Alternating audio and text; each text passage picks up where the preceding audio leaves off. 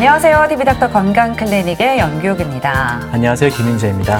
네, 이 질병을 예방하고 조기에 발견해서 치료할 수 있는 가장 좋은 방법, 바로 이제 건강검진일 텐데요. 저도 이제 주기적으로 건강검진을 받고 있긴 하지만 문제는 또 그 이유인 것 같더라고요. 건강검사 그 결과지를 받고 나면 어려운 부분도 있고요. 좀 모르겠는 부분도 좀 종종 있습니다. 네, 아마 시청자 여러분들께서도 비슷한 경험을 하신 분들이 많으실 텐데요. 건강검진 결과지를 제대로 이해하지 못해서 제대로 된 진단과 치료를 받지 못하는 경우도 있다고 합니다. 네, 그래서 오늘은 그런 어려움을 조금이나마 줄여보고자 준비한 시간인데요. 바로 건강검진 결과를 좀 어떻게 쉽게 이해할 수 있는지, 그리고 또 어떻게 대응해야 되는지 자세히 알아보도록 하겠습니다. 먼저 오늘 함께 해주실 분 화면으로 소개해드릴게요. 가장 많이 하는 다짐 중 하나가 금연, 체중 감량, 혈압 조절 등 건강과 관련된 다짐이다. 하지만 많은 사람들이 이 다짐을 제대로 지키지 못하는데 그 이유 중 하나는 구체적이고 실현 가능한 계획을 세우지 못하기 때문이다. 체중 감량을 예로 들면 근육과 지방의 분포나 콜레스테롤 수치를 확인해 구체적인 감량 계획을 세우는 것이 좋은데 이런 계획 없이 감량에 들어가면 오히려 건강을 해칠 수 있다. 그리고 이런 체계적인 계획에 주기적으로 받는 건강검진 결과지가 도움이 될 수 있다. 건강검진 결과지는 그 검진을 받은 수검자분의 전반적인 건강 상태를 나타내주는 데이터라고 보시면 됩니다. 하지만 그 건강검진 결과지에는 의학 전문 용어나 일반인 분들이 이해하기 어려운 내용이 있는 경우가 많기 때문에 막상 힘들게 검진을 받고 나서도 그 검진 결과에 대해서는 그냥 아무 결과 확인 없이 지나쳐버리는 경우가 있게 됩니다. 그렇기 때문에 검진을 받게 되면 그 결과지에 대해서 반드시 꼼꼼히 확인을 해주시는 게 중요하다고 볼 수 있겠습니다. 건강검진 결과지에는 혈압, 맥박수를 비롯해 혈당, 콜레스테롤 등 여러 전문적인 수치들이 표시된다. 그리고 건강에 문제가 있다고 판단될 때 전문의의 진단이 필요하다고 안내되는데 문제는 이런 안내에도 불구하고 재검을 받지 않는 사람들이 있다는 것이다. 하지만 이런 수치의 이상은 건강을 위협하는 심각한 질환을 알리는 위험 신호일 수 있다. 요새 저희 병원에 오시는 그 검진 받으러 오는 수검자분들 중에서 이상 결과로 인해서 재검을 받으러 오시는 환자분 수는 대략 한 20에서 30% 정도라고 현재 보고 있는데요. 검진 결과상에서 예를 들어서 저희 혈액 검사 결과 중에서 전립선 특이항원이라고 하는 혈액 검사가 있습니다. 그 PSA라는 항원은 만약에 정상치보다 높아지게 될 경우 전립선염, 전립선 비대증 또는 전립선 암 등을 의심해 볼 수 있는 그런 소견이기 때문에 검진 결과상에서 이 전립선 특이항원 수치가 높으신 분들은 반드시 내원을 하셔서 검진 결과에 대해서 진료 상담 및 필요할 경우 치료를 받으시는 것이 중요하다고 볼 수가 있겠습니다. 규칙적으로 운동하고 균형 잡힌 식습관을 유지하는 등의 방법으로 모든 질환이 예방될 수 있다면 좋겠지만 그렇지 못한 경우도 있다. 이럴 때 주기적인 건강검진이 뒷받침된다면 생명을 위협하는 심각한 질환을 미리 발견해 조기에 치료할 수 있다. 실제로 건강검진을 받으시는 분들은 건강 상태에 이상이 없으신 정상인 분들이 받으시는 경우가 많이 있습니다. 그렇게 될 경우 검진 결과상에서 이상 소견이 나타나는 경우는 실제로 그렇게 많지가 않습니다. 하지만 암이라든가 당뇨병과 같은 만성질환의 경우 적절한 진료 시기를 놓치게 되면 나중에 합병증이라든가 치료가 어려워지는 경우가 많게 되겠습니다. 그렇기 때문에 주기적인 건강검진을 통해서 건강 상태를 체크해 주시는 것이 효과적인 건강관리법 중에 하나가 되겠습니다. 평소 혈압, 당뇨, 비만 등 기본적인 사항에 대한 수치를 익혀둔다면 더 쉽게 이해할 수 있는 건강검진 결과. 오늘 TV닥터 건강클리닉에서는 가정의학과 전문의 고준 과장과 함께 건강검진 결과의 이해에 대해 자세히 알아본다. 물론 이제 건강검진을 받고 나면 이제 뭐 정상 수치인지 아니면 어느 정도 위험 수치인지 표기가 되어 있긴 하지만 그래도 여전히 남아있는 궁금증들이 있습니다. 그래서 오늘은 그런 궁금증들을 해결해보는 시간 준비했는데요. 화면으로 소개해드렸던 고준 과장 스튜디오에 함께하고 있습니다. 과장님 어서 오세요. 네, 안녕하세요. 네, 안녕하십니까. 이제 먼저 건강검진이 왜 필요한지 그리고 또 얼마나 많은 분들이 건강검진을 주기적으로 받고 계신지도 궁금하고요. 그리고 많이 대중화되긴 했지만 아직도 건강검진을 받지 않은 분들도 꽤 많이 계시다고 합니다. 예. 사실 내 몸에 어딘가가 아프면 누가 시키지 않아도 대개는 이제 병원을 찾게 되시는 경우가 많은데요. 건강검진은 보통 아프지 않은 일반인들이 검사를 받게 되는 경우가 많습니다. 하지만 건강검진의 항목 중에는 위암, 대장암과 같이 병변이 많이 진행된 다음에야 증상이 나타나는 경우가 포함되어 있습니다. 네. 그래서 증상이 발현되기 전에 정기적인 건강검진을 통해서 질병을 조기 진단해서 치료하는 것이 건강상의 측면이나 경제적인 측면에서 유리하다고 볼 수 있겠습니다. 또한 건강검진이 요새 많이 보편화한 것이 사실이지만 직장인 검진과 같이 단체로 시행하는 검진은 그래도 검진을 많이들 받으시지만 개인적으로 검진을 받으시는 분들은 위와 같은 이유로 검진을 차일피일 미루게 되는 경우가 많거든요. 네, 그래서 질병 치료의 시기를 놓치시게 되는 경우가 왕왕 발생하게 됩니다. 귀찮더라도 정기적인 건강검진이 가장 확실한 건강관리법이라는 걸 잊지 않으셨으면 좋겠습니다. 네.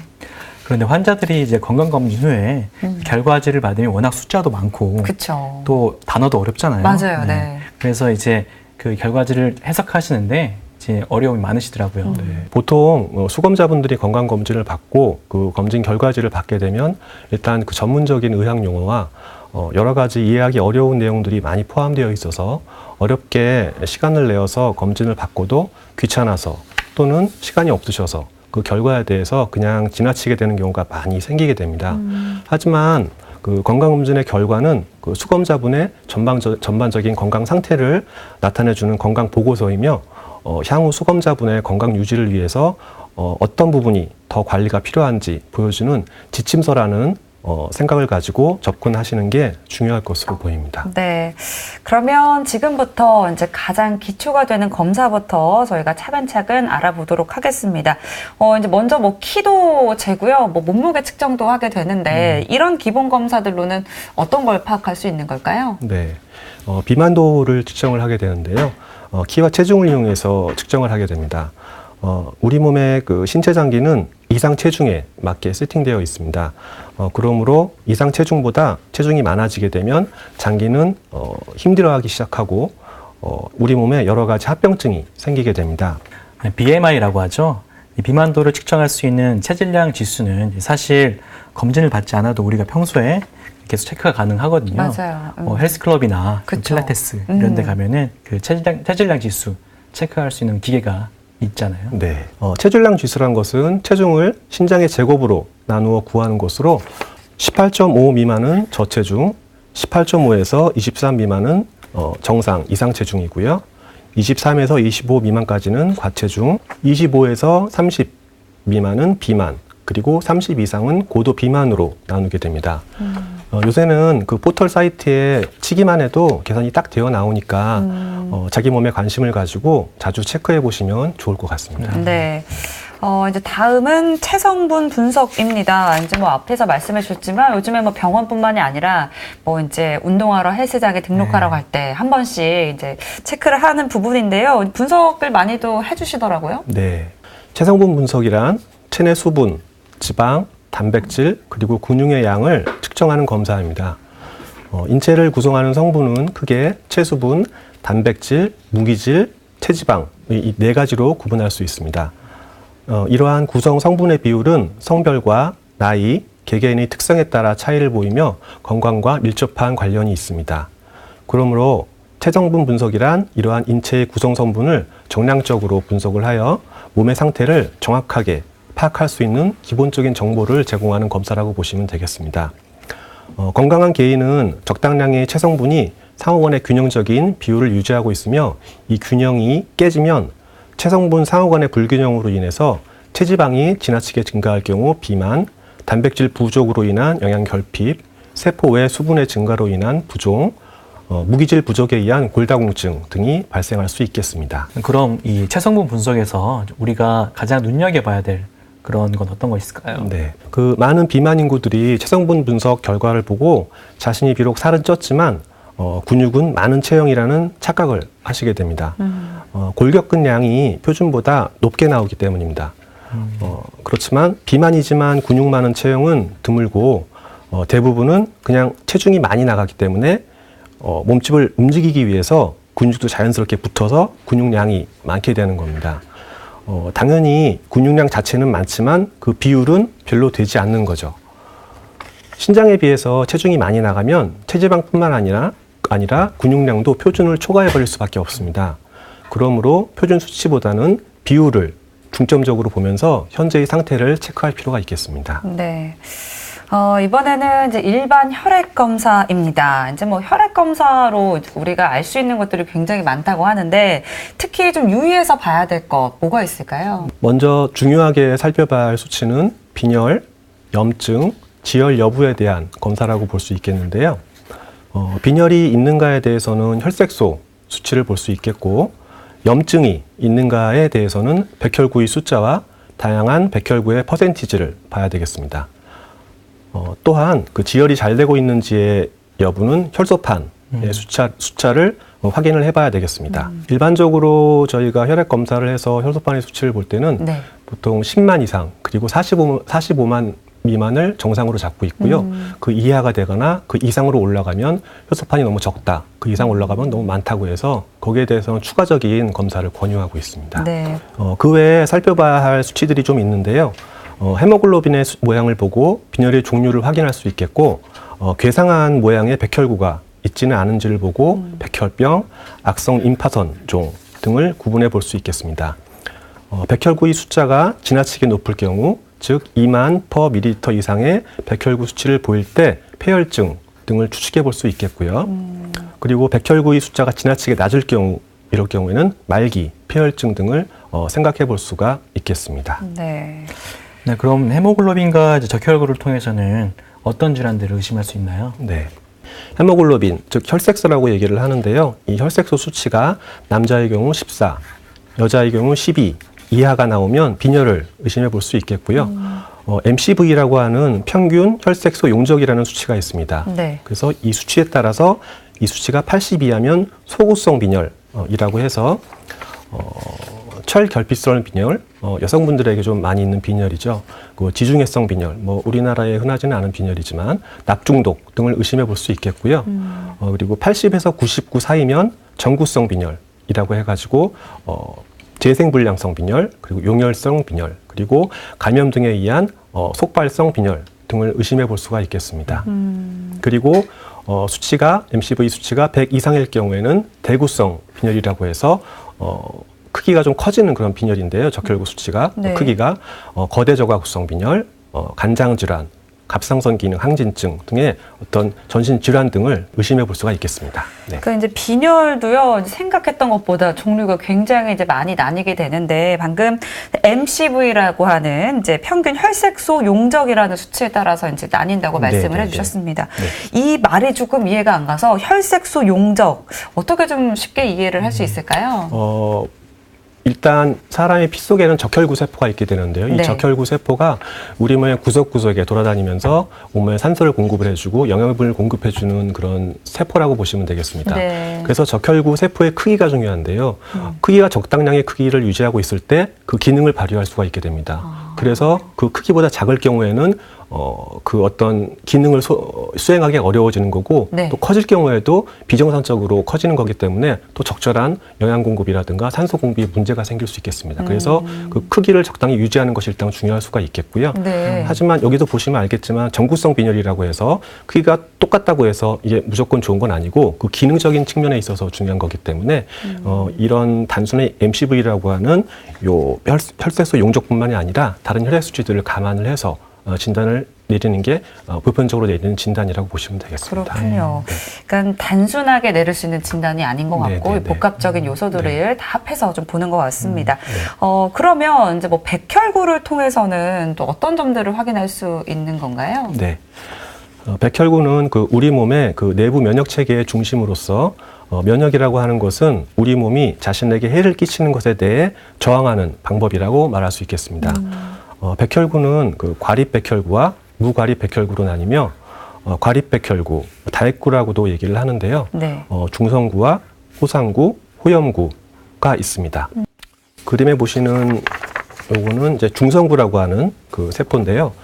중성구는 이제 먼저 살펴보면 우리 백혈구 중에서 1차 방어선을 담당하고 있는 세포라고 보시면 되겠습니다. 미생물과 싸우기 위해 급성 염증을 일으키는 세포로 우리가 다치게 되면 네. 거기에 대해서 제대로 소독을 안 하거나 하게 되면 고름이 생기게 되잖아요. 그렇죠. 그 네. 고름의 주성분이라고 보시면 되겠습니다. 아, 그게 이제 몸을 지키는 거군요. 맞습니다. 네. 중성구는 미생물을 잡아먹고 소화시키는데 예를 들어서 우리가 맹장염이라고 하는 급성 충주염이 발생하게 될 경우 이 백혈구 수치가 12,000 per ml 이상으로 증가하게 되고요. 이 중에서 중성구의 퍼센티지가 80% 이상이 되게 됩니다. 그럼 이 수치로 맹장염인지 아닌지도 알 수 있는 거네요. 진단의 한 기준이라고 생각하시면 될 것 같습니다. 그렇군요. 네네네. 네. 그 다음 슬라이드를 보시면요. 호상구에 대한 이 슬라이드 사진인데요. 호상구는 그 중성구가 잡아먹기에는 그 아주 큰 미생물, 예를 들어서 기생충 등이 있는데요. 네. 이런 기생충에게 그 유독한 물질을 분비시켜 녹여버리는 그런 역할을 하는 세포라고 보시면 되겠습니다. 그래서 염증이 생겼을 때 통증을 일으키는 물질인 프로스타그란딘이라는 물질이 있는데요. 이 네. 물질을 분비하게 됩니다. 예, 다음 그림에서 보시면요. 호염구에 대한 사진인데요. 호염구는 히스타민이라는 물질을 분비해서 네. 그 아이에게 요새 많이 생기는 아토피, 성인에게도 생기기도 하는데요. 그렇죠, 네. 그 아토피와 같은 그 알러지성 그 반응을 일으키게 됩니다. 그럼 알레르기 반응도 뭔가 이제 그 면역 체계 뭐랄까요? 뭐 나쁜 맞습니다. 것들을 막기 위해서 나타나는 증상 이렇게 맞습니다. 해석해도 되는 건가요? 면역 체계 자체는 우리 네. 몸의 여러 가지 외부 침입 이생물이라든가 이물질에 대해 방어하기 위한 체계라고 보시면 되는데요. 네. 그럴 경우 이게 적정한 반응을 유지하게 되면 문제가 없지만 그것을 이제 과반응하게 되는 경우가 있습니다. 그래서 내 몸에 있는 정상적인 물질조차도 착각을 하고서 그것에 대해서 과민 반응을 일으키게 돼서 쉽게 말하면 내 몸을 내가 공격하게 되는 거죠. 예, 그래서 문제가 되는 경우가 많이 있습니다. 네, 그렇군요. 네. 네, 다음 세포도 한번 살펴볼까요? 네, 무과립 백혈구가 있는데요. 이거는 크게 임파구와 단핵구로 나누어 볼 수가 있겠습니다. 임파구에는 자세히 살펴보면 B세포, T세포, NK세포가 있고요. 단핵구에는 대식세포라고 불리는 세포가 있게 되겠습니다. NK세포라고 하는 그 세포의 사진인데요. 네. 그림에서 보시면 이 두 개의 그 노란색 그 세포가 NK세포입니다. 그래서 이것이 빨간색으로 보이는 세포가 암세포인데요. 두 개의 NK세포가 이렇게 촉수 같은 것을 내밀어서 암세포에 접근하고 있는 걸 보이는데요. 이렇게 붙어서 독성물질을 내서 암세포를 죽이는 사진이라고 보시면 되겠습니다. 임파구 중에 NK셀은 네. 선천적으로 타고난 어떤 면역세포로서 정상세포에서 벗어난 세포, 이런 암세포라든가 또는 이제 바이러스에 감염된 세포, 에이즈와 같은 질환에서 감염된 세포의 표면의 변화를 감지를 해서 독성물질을 이와 같이 분비를 해서 이런 비정상적인 이상세포를 죽이는 역할을 하게 됩니다. 그렇군요. 네. 이 사진은 그 임파구에서 그 생성하는 항체의 사진인데요. 임파구 중에 비임파구는 이물질이나 미생물 표면에 있는 항원에 대해서 붙어서 상대방을 중화시키는 항체를 형성합니다. 이 사진이 바로 그 항체의 사진이라고 보시면 되겠습니다. 네. 네, 그리고 혈액 중에는 이제 혈소판이라는 성분도 포함되어 있는데요. 혈소판으로는 어떤 점을 확인할 수가 있나요? 네. 혈소판은 혈액 응고에 일차적인 책임을 지고 있는 혈구로서 그 수치가 감소할 때 출혈이 지속될 수가 있으며 수치가 증가할 때 피가 혈관 내에서 응고되어서 심근경색, 뇌경색 등이 생길 수가 있겠습니다. 그렇군요. 그러니까 응고가 너무 돼도 안 되고 네. 응고가 안 돼도 문제가 생기는 네. 거네요. 그렇군요. 이제 뭐 혈액으로 확인할 수 있는 것들도 굉장히 많습니다. 그리고 뭐 의심되는 질환들도 여러 가지가 있을 텐데요. 이것만은 좀 기억했으면 좋겠다 하시는 거 있으실까요? 네. 일반적으로 일반 혈액 검사에서 중요한 세 가지 정도를 들고 있는데요. 헤모글로빈 수치, 즉 혈색소 수치와 백혈구 수치, 그리고 혈소판수 요 세 가지를 주로 중요하게 여기고 있는데요. 네. 먼저 헤모글로빈 수치는 10g/데시미터 이상, 즉 10 이하로 떨어지게 될 경우, 네. 그리고 백혈구 수치는 4,000/ml 이하 또는 10,000/ml 이상이 될 경우, 그리고 혈소판수의 경우 10만/마이크로리터 이하가 될 경우가 문제가 되는 경우가 많습니다. 그래서 이 수치 정상 수치를 벗어나게 되는 이 수치가 나올 경우에는 반드시 진료를 받으시는 게 중요할 것으로 생각이 되고요. 네. 왜냐하면 이 세 가지 수치가 정상이면서 다른 수치가 이상으로 나오는 경우는 거의 없기 때문에 그렇습니다. 여기에는 문제가 있을 때 다른 질환까지 생길 수 있다. 맞습니다. 이런 말씀이신 것 같습니다. 네, 맞습니다. 이 수치를 이제 암기하는 건 뭐 쉽지 않겠지만 이제 몇 번 좀 되뇌어 보시면서 기억하고 있으면 도움이 될 것 같습니다. 네. 네, 다음은 생화학 검사인데요. 생화학 검사에 이제 포함되는 검사가 여러 개 있는데 하나씩 짚어볼 겁니다. 먼저 간 기능 검사입니다. 간 기능 검사에서는 어떤 점을 유의해야 될까요? 네, SGOT, SGPT라는 수치가 있는데요. 한글로는 이제 아미노기 전이효소라고 설명을 드릴 수가 있겠습니다. 네. 그래서 이 아미노기 전이효소는 어떤 간세포 내의 그 해독 효소라고 이해를 하시면 될 것 같습니다. 정상 수치는 SGOT, 즉 OT의 경우 40유닛 미만이 정상이고요. PT의 경우 역시 40유닛 미만이 정상이라고 보시면 되겠습니다. 그래서 이제 급성 간염이 생길 경우 이 수치들이 500에서 2000 유닛까지 증가하게 되고요. 네. 그리고 만성 간염이 있을 경우 100에서 300 유닛까지 증가하게 됩니다. 그리고 담간폐쇄라고 해서 간에서 담즙을 만들어서 배설하는 그 길이 있습니다. 그걸 네. 담관이라고 하는데요. 그 담관이 폐쇄될 경우가 있습니다. 그럴 경우에는 이 수치들이 100 정도까지 증가하게 되고요. 우리가 간 수치가 아까 40 미만이 정상이라고 했고 보통 이제 30에서 40 사이에 환자분들이 이렇게 수치가 나오시는데 가장 많이 하시는 질문 중에 하나가 간 수치가 한 뭐 50, 60 정도로 살짝 올라와 있을 때 정상이라고 하기도 그렇고 높아졌다라고 하기도 이런 경우가 굉장히 많은데 네. 이럴 때는 어떻게 해야 될까요? 네, 사실 아까 말씀드린 수치 그 40 미만의 수치보다 뭐 10, 20 그 정도 올라가는 경우가 꽤 있습니다. 네. 상담받으러 오시는 분들 중에도 많이 있는데요.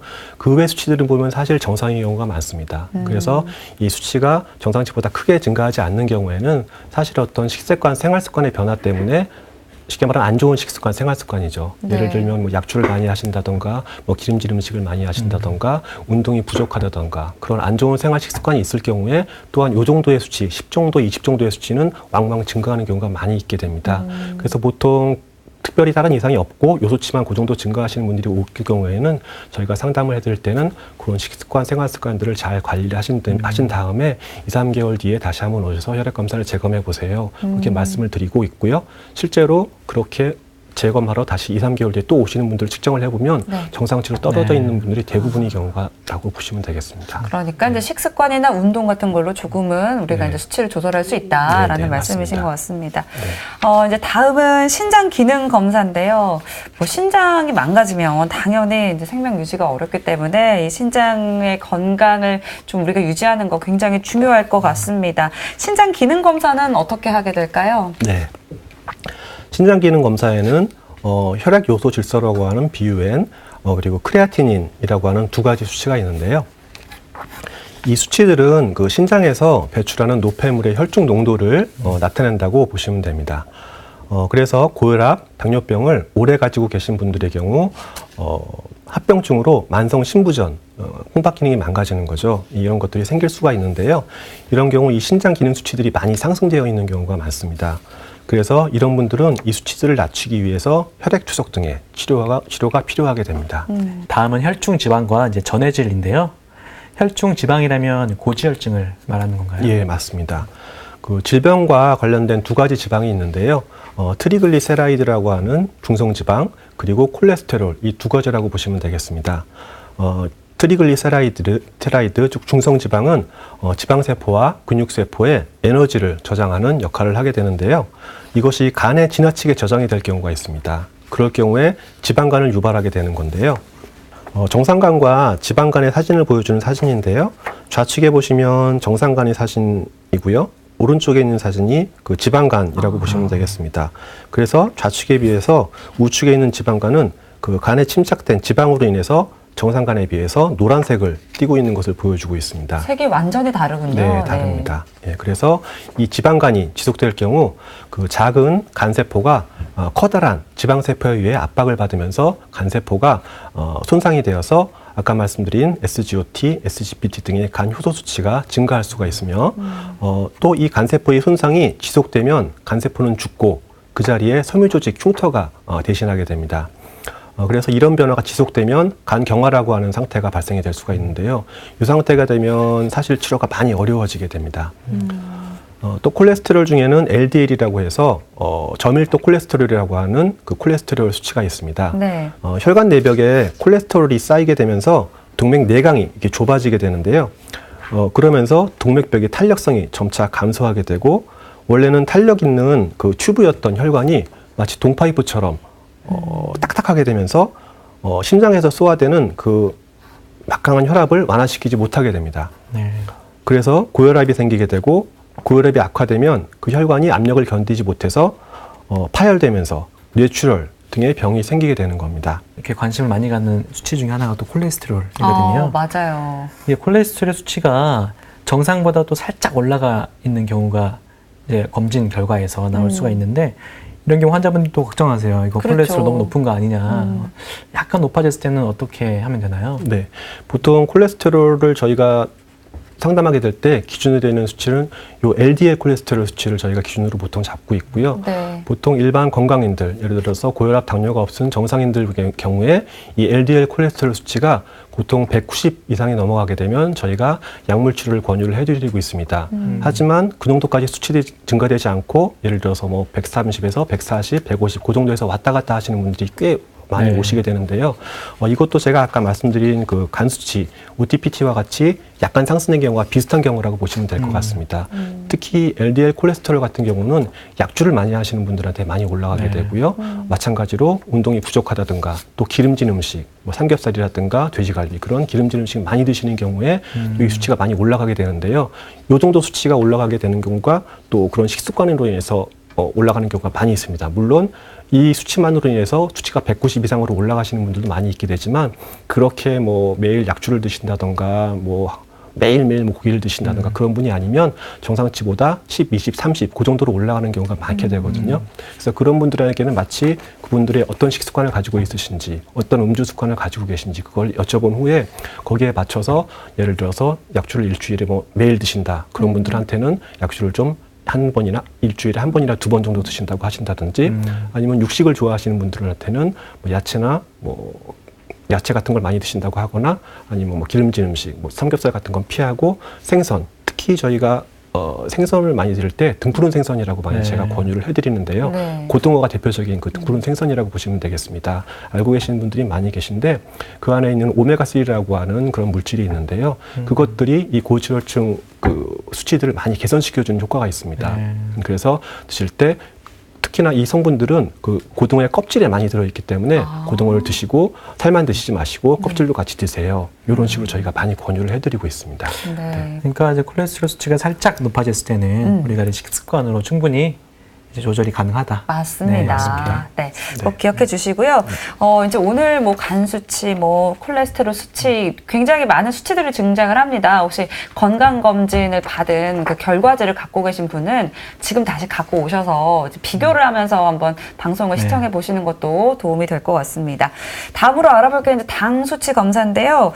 뭐 당뇨병 환자분들도 굉장히 많은데 사실 실제 당뇨를 겪고 계신 환자분들 말고는 이 당 수치를 정확하게 파악하고 계신 분들 많이 안 계신 것 같습니다. 네, 맞습니다. 그 당뇨병의 검사는 먼저 미국 당뇨병 학회에 따르면 8시간 그 굶으신 후 8시간 공복 후에 잰 혈당 수치가 126mg/% 이상이거나 식후 식사를 하신 후에 2시간 후에 잰 혈당 수치가 200mg/% 이상이거나 또 당화혈색소라는 수치가 있는데요. 이 당화혈색소라는 것은 그 적혈구세포에 당성분이 붙은 적혈구세포를 말합니다. 그래서 우리 몸이 당을 적절히 사용할 수 없을 때, 즉 비정상적으로 혈당이 많이 높아지게 될 때 이 당성분이 적혈구세포에 많이 달라붙게 됩니다. 그렇게 됨으로써 이 당화혈색소 수치가 많이 높아지게 되죠. 그래서 이 수치를 이용하게 되는데요. 이 당화혈색소 수치가 6.5% 이상이거나 또는 고혈당의 전형적인 증상, 물을 많이 드시고 소변을 많이 보시고 많이 드시고 이런 증상이 있으신 분들에게서 아무 때나 즉 식전이나 식후나 상관없이 잰 혈당이 200mg% 이상일 경우에 당뇨병으로 진단이 되게 됩니다. 네. 지금까지는 생화학 검사에 대해서 알아봤고요. 이번에는 혈액 검사만큼이나 우리에게 익숙한 검사인데요. 바로 소변 검사입니다. 네. 소변 검사로 확인할 수 있는 그런 사항들은 어떤 게 있을까요? 네. 소변 검사에는 그 여러 가지 항목들이 포함되어 있는데요. 먼저 소변 내 단백질을 측정함으로써 신증후군과 같은 질환을 미리 알 수 있고요. 소변 내 당과 케톤이라고 하는 지방산의 대사 산물을 측정함으로써 당뇨병의 진단에 도움을 받을 수 있습니다.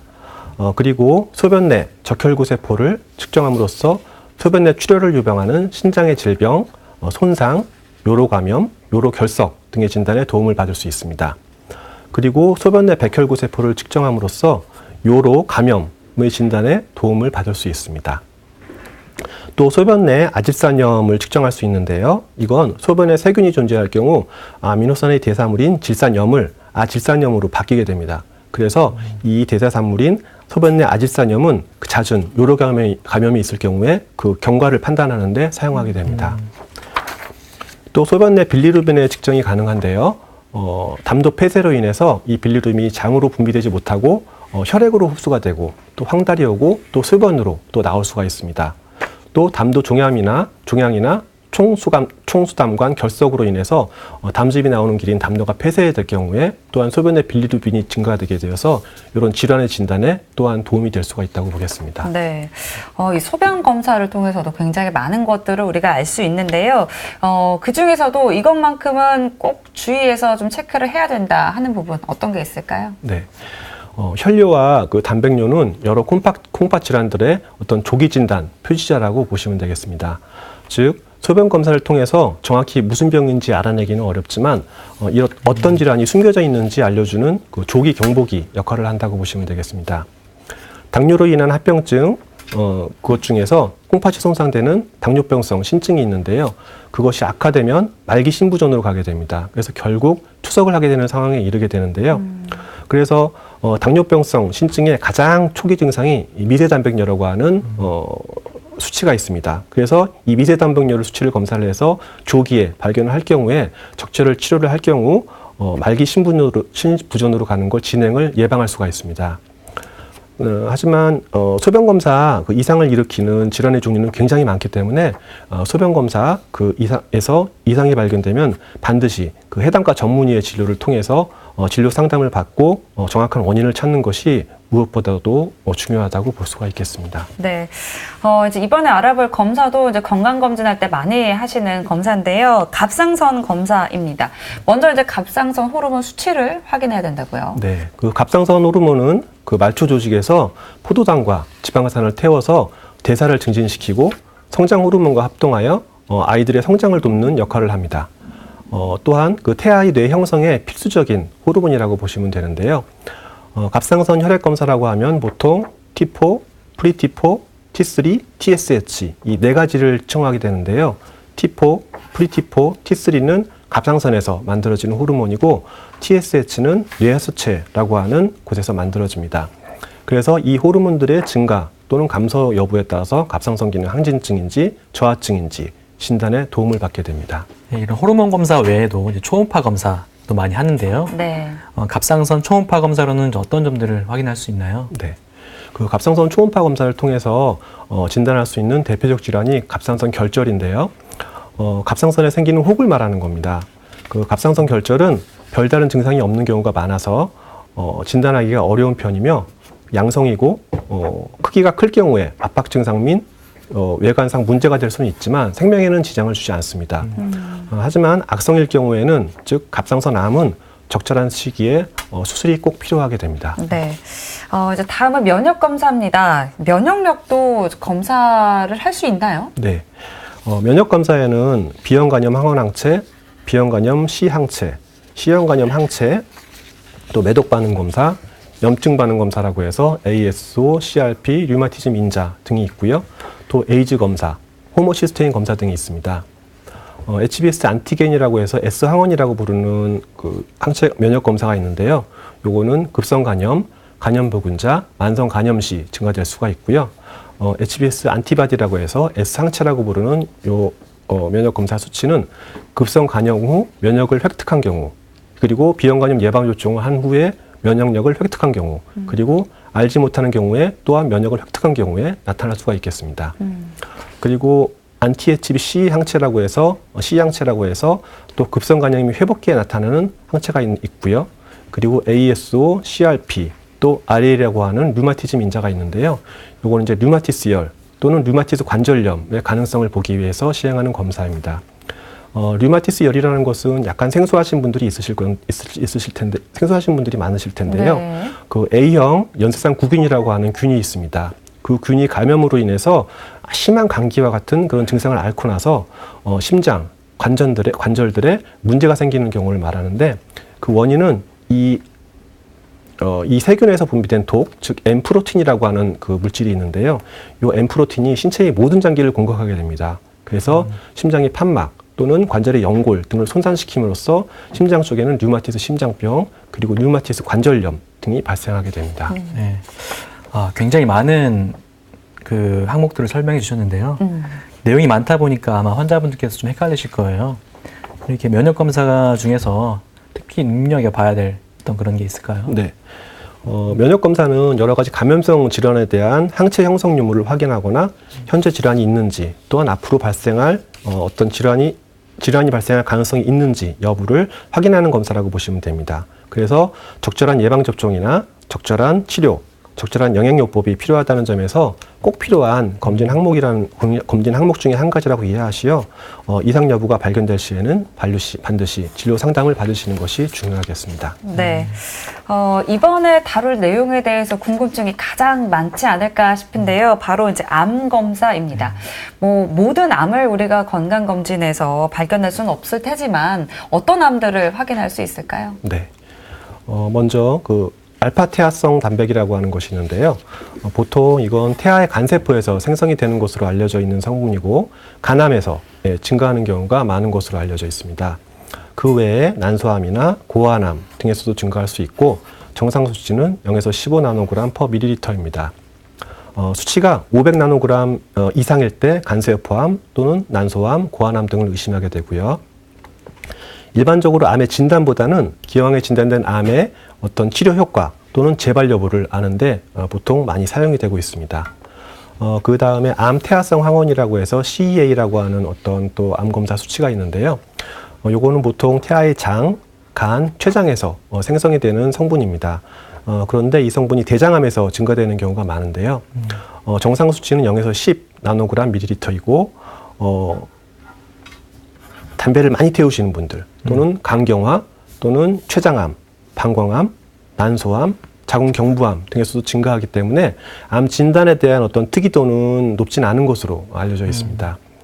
그래서 진단된 대장암의 절제술 후에 그 재발 여부를 아는데 사용이 되는 검사라고 보시면 되겠습니다. 그 다음에 CA19-9라고 하는 또 암 검사가 있는데요. 요거는 보통 췌장암, 담관암, 대장암, 식도암 등에서 증가되는 성분이라고 보시면 되는데, 기타 위나 십이지장의 궤양에 있을 때도 또 증가할 수가 있습니다. 정상치는 0에서 37 나노그램 per ml이며, 그 의의는 암이 진단되고 처음부터 이 CA19-9가 높았던 환자에서 암 전체술 후에 또는 암 전체술 후에 그 효과를 측정하거나 재발 여부를 확인하는데 쓰이는 혈액 검사, 암 검사라고 이해하시면 될 것 같습니다. 네, 다음은 안과 검사인데요. 건강검진에서 이제 시력 체크하는 거, 그 외에 또 어떤 것들이 확인이 가능할까요? 시력 검사 외에 안압을 측정하는 안압 검사와 안저 검사가 있습니다. 안압 검사는 안구 내의 그 압력을 측정하는 것으로 정상 수치는 12에서 20 mmHg라고 보시면 됩니다. 이 수치보다 감소하는 경우는 탈수, 망막 박리 등을 의심할 수 있으며, 이 수치보다 증가하는 경우는 녹내장 등을 의심할 수가 있겠습니다. 그 안저 검사는 그 동공을 통해서 안저의 빛을 쬐어서 안저에 방사되어 나오는 빛을 거울의 구멍으로 들여다보면서 그 안정 상태를 관찰하는 검사인데요. 검사 목적은 망막염, 시신경염 등의 진단이나 뇌종양이나 두부외상 등 어떤 두개 내 질환의 진단, 그리고 고혈압이나 동맥경화증의 상태를 알기 위해서 또는 당뇨병의 합병증 그 여부를 알기 위해서 보통 시행하게 됩니다. 네. 네, 마지막으로 심폐기능 검사인데요. 심폐기능 검사에서는 어떤 점들을 확인할 수 있고 또 어떤 사항들을 주의 깊게 봐야 될까요? 네. 그 심폐기능 검사에는 심전도 검사, 심장 초음파 검사, 동맥경화도 검사, 폐기능 검사 등이 있습니다. 먼저 심전도 검사를 살펴보면 심전도 검사는 심장 건강을 확인할 수 있는 가장 기본적인 검사라고 보시면 되고요. 이 기본 심전도 검사의 경우 소요 시간이 5분 정도로 짧고요.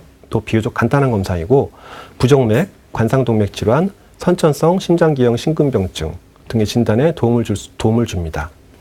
그 외에 심초음파 검사가 있는데요. 요거는 심장의 형태, 움직임에 대한 내용을 파악할 수 있는 장점이 있어서 심장의 형태, 심장 주변의 삼출액, 판막질환, 대동맥아 협착증, 심근병변, 심장 종양, 우렬성 심장질환, 대동맥근, 또 허혈 등의 진단에 이용이 됩니다. 그 다음에 동맥경화도 검사인데요. 요거는 혈관의 탄력성과 혈관 내만의 침전물, 즉 액체 속에 가라앉은 물질 등을 그 정도를 측정할 수 있는 검사입니다. 혈류 파형과 혈압을 측정해서 혈류의 흐름과 혈압, 동맥경화 진행 정도, 혈관의 협착 정도를 간접적으로 파악할 수가 있게 됩니다. 그 다음에 폐기능 검사인데요. 요거는 숨을 최대한 들이마셨다가 최대한 힘껏 내쉬게 해서 노력성 호흡이라고 얘기를 하는데요. 이때 내신 공기 양과 그 유속을 측정하는 검사입니다. 그래서 폐기능 검사 중 환기 기능을 평가하는 가장 기본적인 검사라고 보시면 되고요.